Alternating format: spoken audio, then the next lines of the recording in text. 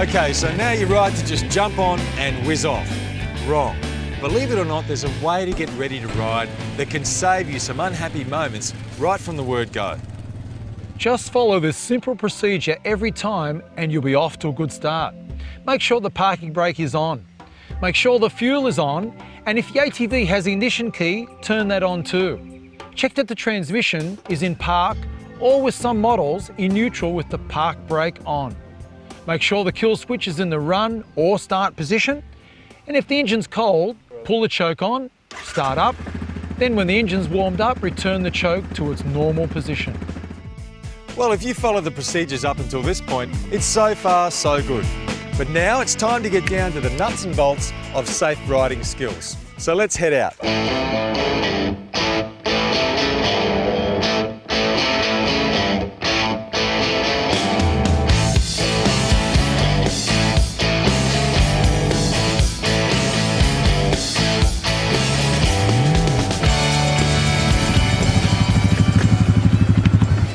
To ride safely and get the best out of your ATV, you need to get in tune with it. These machines are highly responsive and need to be treated with respect. Rider involvement plays a major part in the machine's handling and performance. So things like body weight positioning and applying throttle and brakes at the right time make a huge difference. To begin with, sit comfortably central on the seat. Too far back means you get too much seesaw effect. Midway lets the machine work around you as the centre point. Have your head and eyes up and looking well ahead, so you're aware of any upcoming bends, obstacles or hazards in plenty of time to take the necessary action.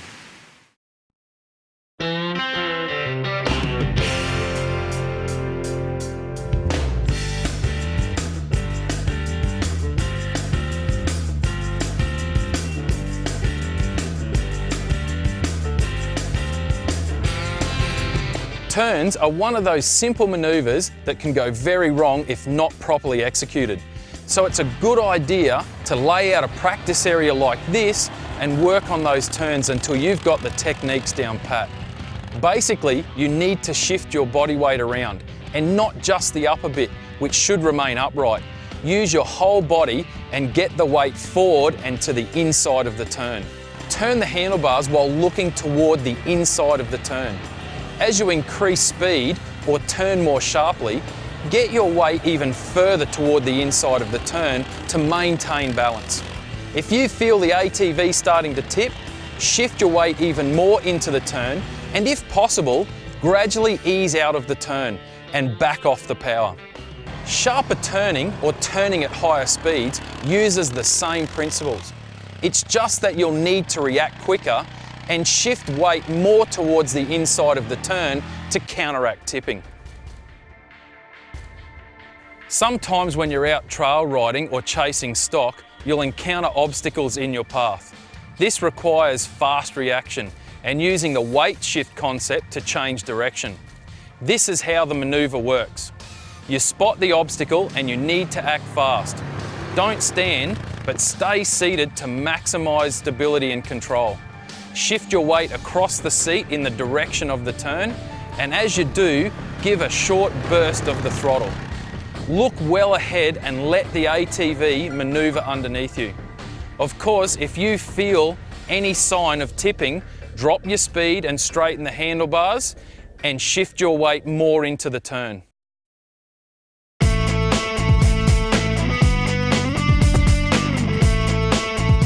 Safe braking is vital, which makes the pre-ride brake check and correct technique a must. Now, in many cases, you'll have plenty of time to make a slow stop, so it may not seem as critical. But other times, you're going to have to jump on the brakes fast, or find yourself having to swerve suddenly and brake quickly. It's at that time the art of safe braking really pays off. As a general rule, the front brake is superior because the weight is transferred to the front tyres, so that even on a four-wheel drive ATV, using the front brakes is better as it effectively brakes all the wheels. Let's show you what we mean. Let's start with an easy one, a gradual straight line stop. Release the throttle, allowing the engine braking to slow the ATV. Apply both brakes simultaneously with an equal, steady, controlled pressure. remember to keep your head and eyes up and your feet on the footrests. If you've got to slow down to take a turn, it's best to do most of the braking before you're into the turn. Avoid excessive braking when actually cornering. There might be times when you need to get onto the brakes fast and hard. You could round a bend or crest a rise and suddenly encounter an obstacle like a fallen tree or a washout. If you're working stock, an animal could dart out in front of you, and trial riders can meet another rider coming from a different direction. If you've got to brake fast, use your body weight to maintain balance.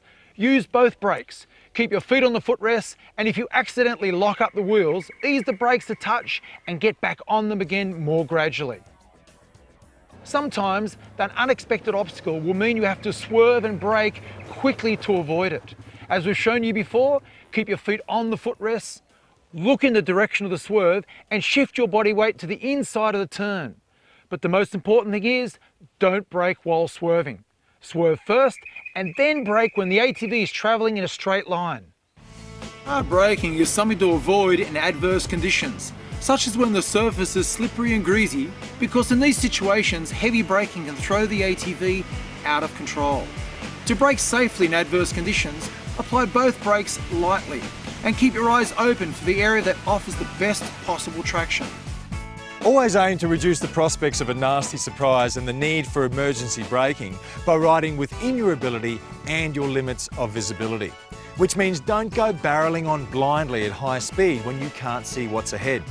Slow down as you crest a rise or go into a turn, and you reduce the risks of becoming badly unstuck.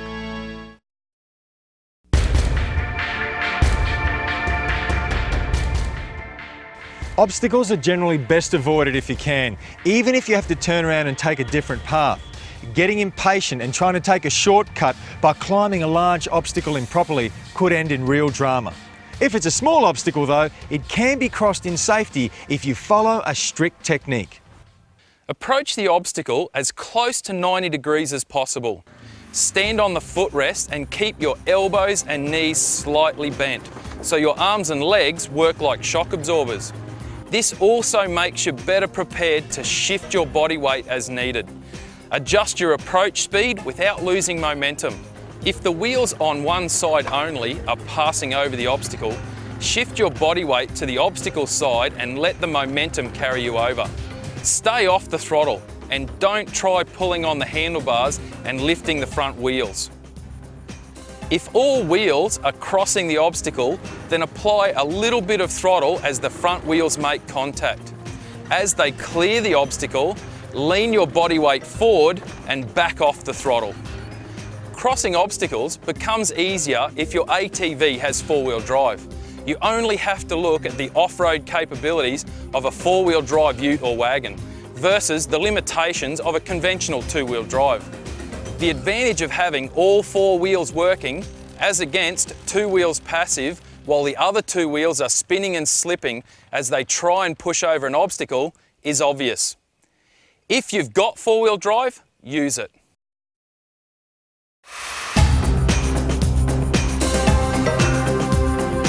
Sooner or later you'll come up against a slope of some sort, and whether you're going to go up, down or across it, you need to treat it with a lot of respect.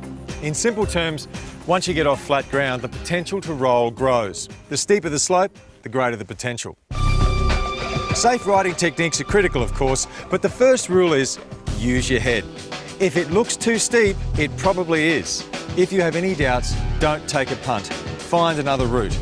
Ride within your ability at all times. And just because you've got tons of experience, don't get overconfident.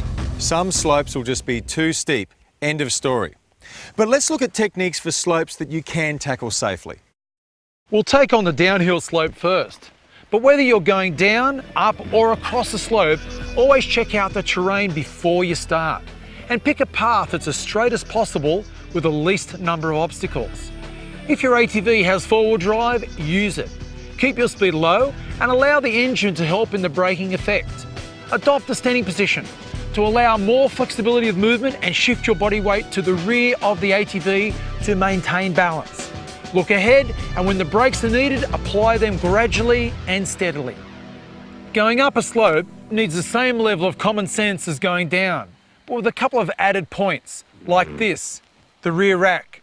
If it's loaded, then it will affect the handling and performance of the ATV, just as it would any other vehicle. A rear load increases the potential for tipping over backwards and impacts on the pulling power, so these factors have to be compensated for. On a climb, momentum is the key. If your ATV is auto, then it will do the job for you. But if you're on a semi-automatic machine, before you start climbing, select a gear that will let you keep moving. Take up a position with your feet firmly on the footrests, move well up on the seat and lean forward or stand, and get your torso over the front wheels. As you climb, if you're on a semi-auto, you might find you need to shift down a gear to prevent the ATV from labouring or even stalling. If so, keep your body weight well forward, especially on steep hills. When you shift, make it quick. Just back off the throttle for a moment as you do. This helps stop the front wheels lifting off. Play it safe every time and don't ride past your limits of visibility. If you can't see what's on or over the crest of the hill, slow down till you can and stand up to improve your range of vision. You won't always make it to the top in one clean go. Sometimes you're going to find the slope steeper than it appeared and you haven't got enough momentum to make it, or you're balked by some obstacle and you stall. So let's take a look at how to handle things safely when you get stopped in your tracks. The minute you realise you're not going to make it, you need to act immediately. Stay standing, keep your body weight forward and use the front brake.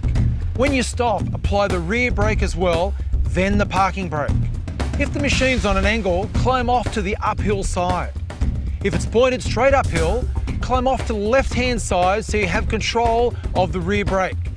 Now, physically manhandle the ATV around, remount, and head downhill using the usual downhill riding techniques. Just a couple of points to stress about being brought to a halt on slopes. If the ATV stalls on a climb and starts rolling backwards, don't slam on the rear brakes only. You can make the machine flip over backwards. If you're stopped and have all the brakes on and the machine still wants to roll or slide backwards, get off quickly. But let's face it, we shouldn't have got ourselves into this situation in the first place. Never try to ride the backwards down a slope. You could have little or no control and severely limited vision. And finally, if you don't manage to get up the slope, accept that it may be just too steep for safety. Don't lose your cool and keep trying to beat it. If a slope is steep and you absolutely have to negotiate it, it's safer to traverse it rather than go straight up or down. But it's a tricky manoeuvre all the same, and you should give it a miss if the surface is very slippery, rough or loose. But if you must traverse, here's the way to go about it. Body weight is even more important here, so get it well over the uphill side and keep it on the uphill footrest only. If the ground is soft, you might need to keep the ATV tracking on a straight line by gently turning the front wheels uphill. Don't make sudden throttle changes. Keep it slow, steady and controlled. And keep a sharp lookout for any obstacles ahead. Dropping a front wheel into a hole can immediately increase the angle of the machine and upset the balance in an already tricky situation. If the machine starts to tip, get even more weight into the uphill position and turn the wheels downhill if possible. But if the terrain prevents this and you sense the ATV tipping, dismount to the uphill side immediately.